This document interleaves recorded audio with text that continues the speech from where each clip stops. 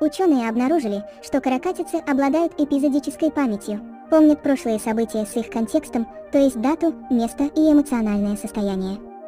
При этом способность помнить определенные события у каракатиц не зависит от возраста. Также исследователи выяснили, что память каракатиц похожа на человеческую. Эти морские существа подвержены эффекту ложной памяти. Кроме того, каракатицы считаются одними из самых умных животных и демонстрируют признаки высокого интеллекта, например, способность откладывать удовлетворение собственных желаний и распознавать формы предметов, ассоциируя их с наградами. Есть даже вероятность, что каракатицы могут стать друзьями или домашними питомцами.